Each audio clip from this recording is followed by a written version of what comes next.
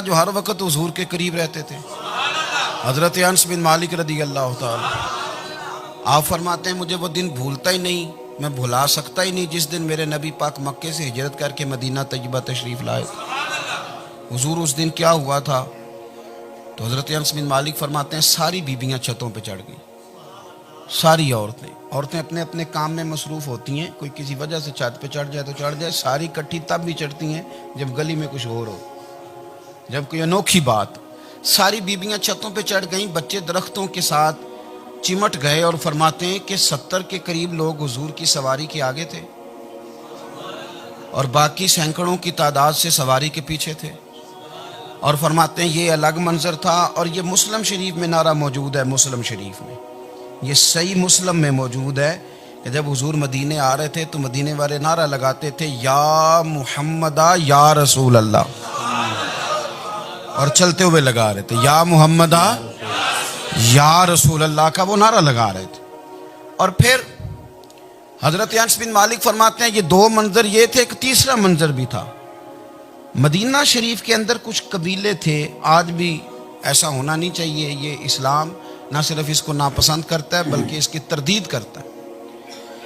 چھوٹی برادری بڑی برادری آج بھی تقسیم ہے، نہیں ہونی چاہیے۔ عرب کے اندر بھی تقسیم تھی، کچھ قبیلوں کو چھوٹا جانتے تھے، کچھ کو بڑا جانتے تھے۔ ایک قبیلہ تھا بڑا قبیلہ، بنو نجار کا، چودھریوں کا قبیلہ، سیٹھوں نوابوں کا قبیلہ، بڑے لوگوں کا قبیلہ۔ اس قبیلے کی بیٹیاں ایک کونے میں دف لے کے بیٹھ گئیں۔ نبی پاک صلی اللہ تعالی علیہ وآلہ وسلم کے غلاموں بات کو سمجھیں۔ ایک منظر یہ کہ عورتیں چھتوں پہ، آج ہم منع کریں گے کیونکہ یہ پردے کی آیتیں نازل ہونے سے پہلے کی بات ہے، اب آیتیں آ گئیں، اب ہم یہ اجازت نہیں دیتے۔ عورتیں چھتوں پہ چڑھ گئیں، مرد گلیوں میں نعرے لگانے لگے، اور بنو نجار قبیلے کی بیٹیاں، چھوٹی بچیاں وہ ایک کونے میں دف لے کے بیٹھ گئیں اور وہ پڑھنے لگیں طلع البدر علیہ۔ اب تو میلاد غریبوں میں رہ گیا ہے، ہمارے یہاں فیشن ہو گیا ہے، جب حالات خراب ہوتے ہیں تو لوگ برکت کے لیے میلاد کراتے ہیں، اور جب امیر ہو جاتے ہیں پھر انہیں میلاد کے جائز ہونے کی دلیل ہی کوئی نہیں ملتی، پھر وہ یہ فیشن ہے۔ بندہ تھوڑا سا پڑھ جائے نا دو چار چیزیں تو ہر چیز کو غلط کہنا اس کی طبیعت ہوتی، پھر یہ فیشن ہے کہ میری سوسائٹی نہیں ہو گئی، کتابیں نہیں ہو گئی، فرنیچر نیا ہو گیا، دوست نئے ہو گئے تو مذہب وہی پرانا۔ اوئے ہوئے، کوئی ترقی کرنی چاہیے، وہ ترقی کرتے ہیں بیچارے، اور جن کی پیچھے 10 نسلیں اور 50 نسلیں میلاد مناتی آ رہی کہ اتنی دلیل کوئی نہیں ملی، سبحان اللہ۔ جن کی دادی وضو کر کے کھیر پکاتی تھی 11ویں کی، جب امیر ہو جاتے ہیں تو انہیں 11ویں پکانے کی دلیل ہی نہیں ملتی۔ اب آپ امیر ہو گئے میرے بھائی، آپ کا فیشن ہے، یہ طبیعت کا حصہ ہے۔ آپ چاہتے ہیں کہ میں وہ کام کروں جو درویش لوگ، سادے لوگ نہیں کرتے۔ تم اپنے معاملات کو بچانے کے لیے نعرے لگاؤ تو تمہارے پاس ساری دلیلیں ہیں، لیکن یہ تمہارا نصیبہ ہے کہ تم جھوٹوں کے نعرے لگاتے ہو، لیکن یہ غریبوں کا نصیبہ ہے کہ میلاد والے رسول کا نعرہ لگا، یہ غریب کا حصہ ہے۔ لیکن وہ بنو نجار کی بچیاں غریب نہیں، امیر گھرانے سے تھیں۔ انہوں نے جو بات کی اس کو حفیظ جلندری نے لکھا۔ مرحوم کہنے لگے کہ وہ ننھی بچیاں، چھوٹی بچیاں تھیں، کہتے وہ ننھی بچیاں وہاں بیٹھ کر دف بجاتی تھیں اور رسول پاک کی جانب اشارے کر کے گاتی تھیں، اور لوگوں سے کہتی تھیں کہ یہ کو ہمارا پیشہ نہیں دف بجانا، ہم تو چودھریوں کی بیٹیاں ہیں، ہم تو بڑے خاندان سے ہیں۔ وہ ننھی بچیاں جو بیٹھ کر وہاں دف بجاتی تھیں، رسول پاک کی جانب اشارے کر کے گاتی تھیں اور کہتی تھی ہم ہیں بچیاں نجار کے عالی گھرانے کی، خوشی ہے آمنہ کے لال کے تشریف لانے، ہمیں بڑی خوشی ہے آمنہ کے لال کے، خوشی ہے آمنہ کے لال کے، خوشی ہے آمنہ کے لال کے، ہمیں خوشی ہے آمنہ کے لال کے تشریف، خوشی ہے بس آمنہ کے لال کے تشریف۔ نبی پاک صلی اللہ تعالیٰ علیہ وآلہ وسلم سے امت کا جذباتی رشتہ ہے۔ یہ پہلے دن سے ہی ابو جہل کب منع کرتا تھا کسی مسلمان کو کہ خانہ کعبہ میں نماز نہ پڑھو، کہتا پڑھو۔ حضرت صہیب ابن سنان رومی سے اس نے کہا کہ آپ اپنے طریقے کے مطابق، مسلمانوں کے طریقے کے مطابق کعبے کے اندر نماز پڑھیں، جو مرضی کریں۔ روکتے تو وہ نبی پاک کے قریب جانے سے تھے، وہ منڈیوں میں بیٹھ جاتے تھے، حضور کے قریب نہ جانا، حضور کے قریب نہ جانا، حضور کے قریب نہ جانا۔ میری بات کو آپ سمجھے اور ہمیشہ یاد رکھیں، امت کا نبی پاک سے جذباتی رشتہ، جذباتی، یہ جو رسول اللہ کی امت ہے یہ گناہ گار ہو سکتی ہے پر اپنے نبی کی غدار نہیں ہوتی۔ میں آپ کو صحیح کہہ رہا ہوں۔ میرے کلین شیو نوجوان کے کان میں آپ جا کے کہیں نبی پاک، چاہے اس نے نماز نہ پڑھی ہو، چاہے اس نے داڑھی نہ رکھی ہو، آپ حضور کا نام لیں، اس کے رونگٹے کھڑے ہو جاتے ہیں، اس کی طبیعت، اس کا دل دھک دھک کرتا ہے، اس کی ایک ایک روح سے محمد محمد کی آوازیں نکلتی۔ یہ فیض ہے رسول پاک کا اور یہ کرم ہے اللہ کا اس امت کے ساتھ۔ امیر ملت پیر جماعت علی شاہ صاحب محدث علی پوری فرماتے ہیں، ایک جگہ ہندوؤں کا جلسہ تھا، ہندو پنڈت تقریر کر رہا تھا، اس نے نبی پاک صلی اللہ علیہ وسلم کی شان میں معاذ اللہ کو بے ادبی کر دی۔ مسلمان تھے ہی نہیں، ایک مسلمان تھا، وہ ملنگ نہیں ہوتے دوری ڈنڈے والے، اس کے پر رنگین ڈنڈا تھا، وہ کہیں دور بیٹھا تھا، تو اس نے سن لی، اسپیکر چل رہا تھا، تو وہ ڈنڈا لے کے تو سٹیج پہ چڑھ آیا۔ وہ کہتا ہے میں نے پنڈت کے سر میں مارا ایک ہی ہے، پر مارا ذرا صحیح کر کے۔ وہ ڈھیر ہو گیا، لوگوں نے گرفتار کر لیا، جیل میں چلا گیا۔ پیر صاحب کہتے ہیں میں ملنے گیا، بندے کو بسم اللہ بھی سیدھی نہیں پڑھنی آتی، سورۃ اخلاص بھی ٹھیک نہیں آتی، اسے ربنا آتینا دعا نہیں کر سکتا، ملنگ ہے۔ میں ملنے گیا اور میں نے کہا یار نہ تو نماز پڑھے، نہ داڑھی رکھے، نہ تو مسجد جائے، پر تو نے کمال کر دی۔ تو کہتے ہیں پیر صاحب چھم چھم رویا اور پنجابی میں کہنے لگا پیر صاحب میں گناہ گار ہاں پر اپنے نبی دا غدار تے نہیں نا۔ یہ گناہ گار اور غدار میں فرق ہوتا ہے۔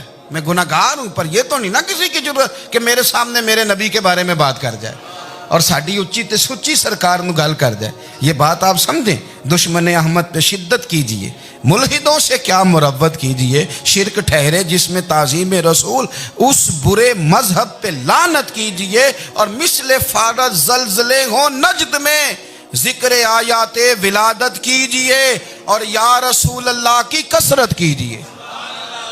نبی پاک کا پیار امت کے لیے سرمایہ حیات ہے۔ رسول پاک کے ساتھ امت کا والہانہ رشتہ ہے۔ نبی پاک کے ساتھ والے حضرت خبیب کو گرفتار کر لیا مکے والوں نے،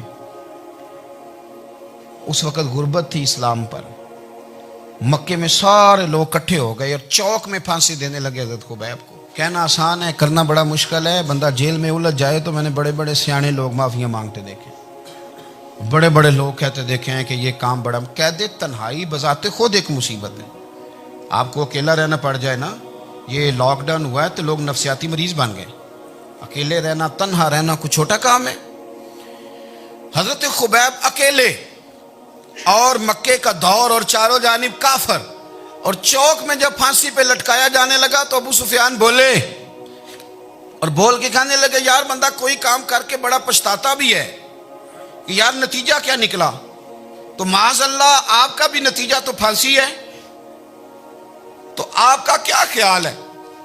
یہ آپ یقین کریں کہ لوگ صحیح صحیح ساتھ چلتے ہیں، تھوڑی سی دشواری اٹھانی پڑ جائے تو کہتے ہیں میں گاڑی ٹھیک تھا، پر انہی پتھروں پہ چل کے اگر آ سکو تو آؤ۔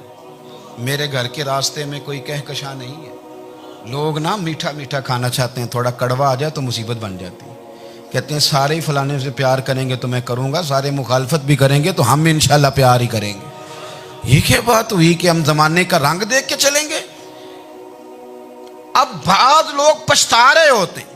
حضرت خبیب سے کہا، ابو سفیان نے ابھی کلمہ نہیں پڑھتے تھے، کہنے لگے تو اس وقت پھانسی پہ لٹک رہا ہے اور تیرے نبی مدینے میں اور آرام میں، اور ان کے صحابہ آرام میں، اہل بیت گھر میں، تیرے ذہن میں اگر اس وقت یہ بات ہو کہ اس وقت تیری جگہ پہ وہ ہوتے معاذ اللہ، تو پھر کیا ہوتا؟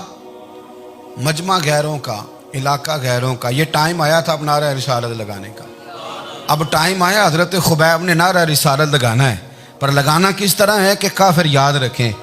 حضرت خبیب سے کہنے لگے اگر تیری جگہ حضور ہوتے تو پھر تیرا کیا خیال ہے معاذ اللہ؟ تو حضرت خبیب کہنے لگے تم ابھی بھی نہیں سمجھے؟ ٹھیک ہے میں مکے میں اکیلا ہوں، سارے لوگ مدینے میں ہیں، پر میں پچھتا نہیں رہا، میں تو فخر کر رہا ہوں۔ میں فخر کر رہا ہوں اس لیے کہ چوری کر کے جان نہیں دے رہا، مدینے والے کی عزت پہ جان دے رہا ہوں، میں فخر کر رہا ہوں۔ فرمایا سن، تو کہتا ہے تیری جگہ حضور ہوتے اور تم انہیں یہاں معاذ اللہ پھانسی پہ لٹکاتے۔ فرمایا سن، میں تو یہ بھی پسند نہیں کرتا کہ میں گھر میں بیٹھا ہوں اور میرے نبی کو ہلکا سا کانٹا بھی چبھ جائے۔ ہمارا اپنے نبی سے محبت کا رشتہ ہے. ایک کانٹا بھی حضور کے قدم مبارک میں چبھے ہمیں برداشت. مجمع ان کا تھا, نعرے لگ رہے تھے, ہم نے مسلمان پکڑ لیا, لیکن حضرت خبیب نے اکیلے, اللہ کرے آپ کو میری بات کی سمجھ آئے, اللہ کرے آپ کو سمجھ آئے, اکیلے جب پھانسی کے تختے کے قریب نعرہ لگایا نا کہ میں تو کانٹا بھی نہیں چبھنے دوں گا اپنے نبی کو, اب سارے ہار گئے. اب اس ایک جملے نے نا ان کو شکست خوردہ کر دیا. اب بول کچھ نہیں سکتے تھے, گردنیں جھک گئیں. اور جب سناٹا چھایا تو ابو سفیان ساتھ والے سے کہنے لگا باقی ساری باتیں اپنی جگہ پر ہیں, پر اصحاب محمد سے پیار تو بڑا ہی کرتے ہیں نا. اور وہ کچا رنگ للاری والا جیڑا چڑھ دا تے لیندا رہندا, اے عشق تیرے دا رنگ محمد چڑھ جائے پھر نہیں لیندا. کہا یار پیار تو یہ کرتے ہیں نا, اس میں کوئی شک والی بات. اس پیار سے کافر ڈرتا ہے. نبی پاک کے ساتھ جذباتی وابستگی, حضور کے ساتھ غلاموں کا جذباتی رشتہ, اور نبی پاک صلی اللہ تعالی علیہ وسلم کی آمد پر تشکر کے جذبات. امام رازی نے لکھا ہے کہ حضرت موسیٰ کلیم اللہ علیہ السلام نے تورات کی تختیوں کے اندر ایک امت کا ذکر پڑھا کہ جو امت گناہ کا ارادہ کرے گی تو گناہ لکھا نہیں جائے گا جب تک کر نہ لے, اور نیکی کا ارادہ کرے گی تو رب ان کی نیکی لکھ دے گا, اور جب وہ کر لے گی تو اللہ 10 گنا اجر عطا کرے گا. اور وہ ایسی امت ہوگی کہ جن کے چہرے قیامت کے دن نور کی طرح چمکیں گے, اور وہ امت ہوگی جن کی اللہ تعالیٰ زمین ساری پاک فرما دے گا, جہاں نماز پڑھیں گے نماز ہو جائے گی. یہ تذکرے پڑھ کے تو حضرت موسیٰ کلیم عرض کرنے لگے اللہ یہ امت میری بنا دے. تو رب کریم نے فرمایا کہ موسیٰ نہیں, یہ تو میرے محبوب کی امت ہے. فرمایا یہ تو میرے نبی پاک کی امت, حضور کی امت. اللہ اکبر. حضرت موسیٰ معمولی آدمی نہیں, وہ جلیل القدر پیغمبر ہیں جن کا قرآن کے ہر سپارے میں تذکرہ ہے, کہیں واضح طور پہ کہیں اشارتاً, ہر پارے میں. اور حضرت موسیٰ اللہ کے وہ نبی ہیں جو رب سے ڈائریکٹ باتیں کریں کوہ طور. کہا اے موسیٰ یہ امت تو میرے نبی کی ہے. تو حضرت موسیٰ علیہ السلام عرض کرتے ہیں, امام رازی نے لکھا ہے, کہتے ہیں اے اللہ پھر مجھے اپنی نبی کی امت میں شامل کر. وہ یار ہمیں لوگ کہتے ہیں میلاد نہ مناؤ, جس امت میں آنے کے لیے حضرت موسیٰ نے دعا مانگی, جس محبوب کی غلامی کے لیے, ہمیں تو دعا بھی کوئی نہیں مانگنی پڑی, اللہ نے فضل سے ہی مدینے والے کا غلام بنا دیا. تو ہم حضور کے تذکرے نہ کریں, ہم تشکر نہ کریں, ہم نبی پاک صلی اللہ تعالی وسلم کی نعت نہ پڑھیں, ہم حضور کے آنے پر جشن کا اظہار نہ کریں.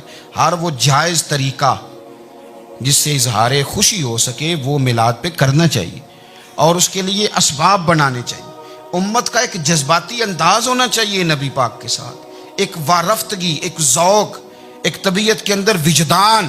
نعرہ مطلب اس طرح نہ ہو کہ بس چل رہا ہے کام. میں نہیں ہوں قائل, میں کہتا ہوں پہلے تو کوئی لگائے نا, اور پھر نعرہ جب لگتا تھا نا تو مسلمانوں کے یہاں نعرہ لگتا تھا تو بڑے بڑے لوگ کانپ جاتے تھے. صوفیاء نے لکھا ہے کہ حضرت عمر نے جب کلمہ پڑھا نا تو 39 بندے کلمہ پڑھتے تھے. تو نبی پاک نے رات کو دعا مانگی, اے اللہ عمر کو مسلمان کر کے اسلام کو عزت دے.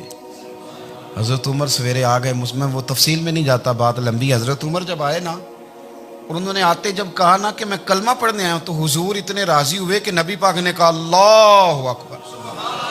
تو صحابہ نے نعرے لگائے اللہ اکبر اللہ اکبر, یعنی 40 لوگ مسلمان ہوئے تو نعرے لگے. ہمارے صوفیاء کہتے ہیں حضرت عمر کے آنے پر جب نعرے لگے تو بتاؤ کہ وہ تو نعرہ تکبیر لگا, نعرہ رسالت کیوں نہیں لگا؟ تو کہتے ہیں گویا ہمیں حضور نے یہ سمجھایا ہے, حضور کے اشاروں نے سمجھایا ہے کہ میں اب اپنے نعرے خود تو نہیں نہ لگاؤں گا, میں نے تو اللہ اکبر کہہ دیا, عمر آ گیا ہے میرے نعرے لگاتا رہے گا, نعرے لگیں گے. حضرت عمر نے پہلے دن ہی کہا کہ حضور آپ سچے رسول ہیں تو چھپ چھپ کے نماز کیوں پڑھیں. شروع ہو گئے نعرے, حضور آپ سچے ہیں تو چھپ چھپ کے نماز کا کیا معنی ہو؟ تو حضور نے فرمایا تیرا کیا ارادہ؟ عرض کی حضور سارے نہیں, ایک میں, ایک امیر حمزہ, ایک لائن کے آگے وہ لگ جائے, ایک کے آگے میں لگ جاؤں, اور باقی مسلمان جتنے ہیں کل 40 تھے, پیچھے 18 19 بچیں گے, تو ایک لائن میں وہ ہو جائیں, ایک میں آگے, ایک میں امیر حمزہ ہو, ایک میں ہوں. تو دیکھ لیتے ہیں یہ ہمیں نماز کیسے نہیں پڑھنے دیتے. ہاں دیکھ لیتے ہیں, آئے نا میدان میں, ادھر آ ستمگر ہنر آزمائیں تو تیر آزما ہم جگر آزمائیں. اور غلامان محمد جان دینے سے نہیں ڈرتے, یہ سر کٹ جائے یہاں رہ جائے کچھ پرواہ نہیں کرتے. فرمایا بھی پتہ چل جاتا ہے نا. ایک لائن میں حضرت امیر حمزہ ہو گئے, ایک میں حضرت عمر ہو گئے. پہلے یہ مارتے تھے جو حرم شریف میں مسلمانوں کے طریقے پہ نماز پڑھتا تھا. یہ جلوسوں کی بڑی برکت ہے. اندر بیٹھے رہے نا چپ کر کے, نکل جائیں تو پتہ کچھ بھی نہیں چلتا. جب نکلتے ہیں نا لوگ کہتے ہیں جلوس کیا معنی ہے, تو میں بتاتا ہوں نا جلوس کا معنی کیا ہے. حضرت عمر نے باہر نکلے 2 لائنوں کا جلوس, لمبا بھی کوئی نہیں, بندے بھی 40. اور جناب فاروق اعظم باہر نکلے تو عمر کا نعرہ, عمر کا. حضرت عمر نے یوں کر کے آستینیں بازو کی چڑھا لی اور اپنے گلے میں جو ان کے رومال تھا نا اس کو یوں سینے پہ باندھا, اور اس ہاتھ میں تلوار تھی تو یوں کر کے باہر لہرائی. کہنے لگے او مکے کے کافرو ادھر آؤ میرے سامنے. جس نے اپنی بیوی بیوہ کرانی ہو, جس نے بچے یتیم کرانے ہوں, وہ آئے میدان میں.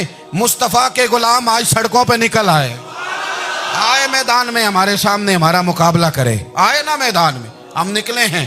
اب ہم یہاں کعبے میں اعلانیہ نماز پڑھیں گے, ہم پڑھیں گے. طاقت ہے تو آؤ نا ہمارا مقابلہ کرو, آؤ. کفر بذات خود بہت بڑا جھوٹ ہے, اور جھوٹ کے پیر. بس 2 بندے نکلے تلواریں لے کے آگے. تو پھر حضرت عمر نے اعلانیہ نماز پڑھوائی خانہ کعبہ. تو میرے بھائی رسول اللہ صلی اللہ علیہ وسلم کے غلام تو جب نعرہ لگاتے تھے تو ہو ہی کمال جاتا تھا.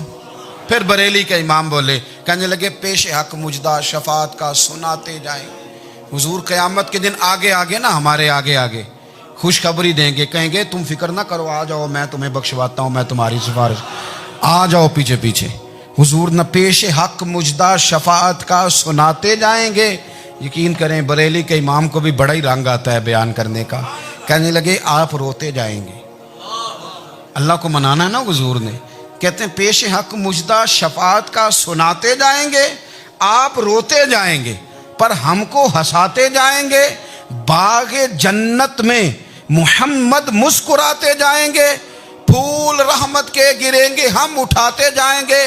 اور حشر میں ہوگا ہمارا داخلہ اس شان سے, ہم یا رسول اللہ کا نعرہ لگاتے جائیں. ہم یا رسول اللہ کا نعرہ.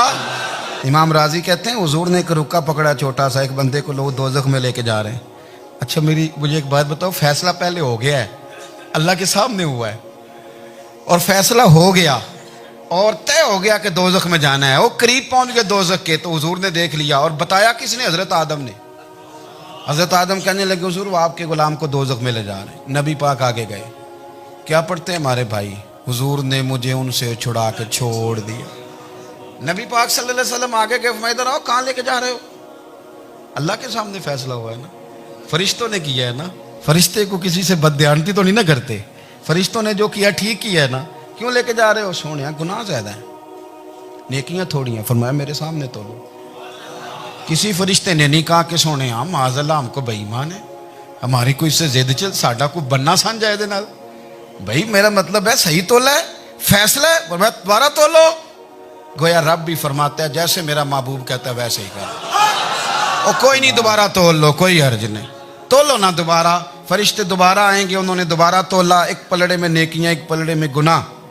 اب وہ گناہ پھر زیادہ نکلے تو نبی پاک نے نا جیب سے اتنا سا روکا نکالا. روکے کا بھی کوئی وزن ہوتا ہے. وہ حضور نے نیکیوں کے پلڑے میں رکھ دیا, نیکیاں بڑھ گئیں. فرشتے بھی چپ کر گئے. چلو بھائی جنت میں. میری طرح کا تھا نا پتہ سارا ہے سردار نے کی دیا. پتہ تو تھا نا اسے من آنم کے من دانم. تو سیدھا حضور کے قدموں سے جا لگا. کہنے لگا سونیا میں تو ساری زندگی گناہ کرتا رہا, یہ کون سی نیکی ہے؟ تو حضور فرمانے لگے چپ کر, جنت کا دروازہ کھول گیا. تو جا جنت میں. حضور رکے میں کیا ہے؟ فرمایا تو نے ایک دن درود و سلام نہیں پڑھا تھا؟ میں نے تیرا سنبھال کے رکھا ہوا تیرا درود شریف. وہ نعرے رسالت بھی تو نے لگائے تھے, وہ تو کھول کے میرے تذکرے میں نے تیرا سنبھال لیا. دوزخ میں تو کیا میرا سایہ نہ جائے, کیونکہ رسول پاک سے دیکھا نہ جائے. میرے رسول پاک. اور میری بات سنو, میں بھی آپ کو کھانا نہیں کھلاتا, لنگر میرے سنگی کھلاتے ہیں, میرے دوست آپ کو کھانا پیش کرتے ہیں. ہر جگہ آپ جاتے ہیں تو وہاں کچھ لوگوں کی ڈیوٹی ہوتی ہے.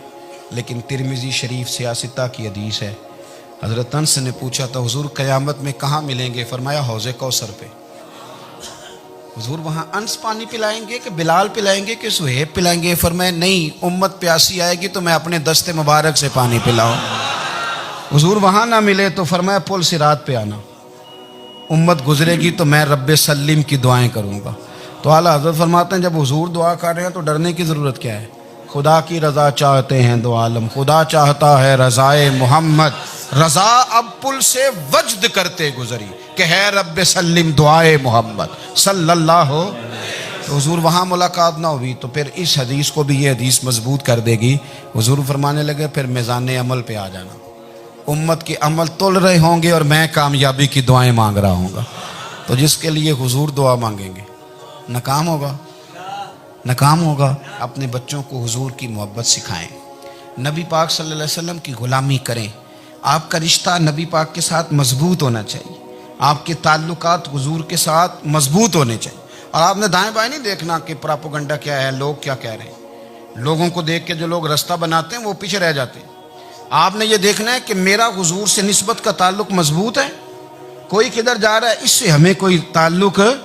इस वक्त आलमी हालात क्या हैं, कौमी हालात क्या हैं, मुआशी हालात क्या हैं, जर्नलिस्ट क्या कह रहे हैं फलाने के, हमें इससे गरज नहीं है। हमें तो इतना पता है कि हमने अपने नबी को राज़ी करना है। तो इसलिए खूबसूरत महाफिल का जिक्र करें, खूबसूरत दुरूद शरीफ पढ़ें। तो उम्मीद करता हूँ कि आज की वीडियो आप सबको पसंद आई होगी। तो अल्लाह ताला से यही दुआ है कि अल्लाह ताला हमें हजूर सल्लल्लाहु अलैहि वसल्लम के नक्शे कदम पे चलने की तौफीक अता फरमाएं, पंजगाना बाद जमात नमाज पढ़ने की तौफीक अता फरमाएं। तो जितने भी देखने वाले हैं उनसे एक ही गुजारिश है कि मेरे चैनल को लाइक करें, सब्सक्राइब करें, शेयर करें, कमेंट्स करें।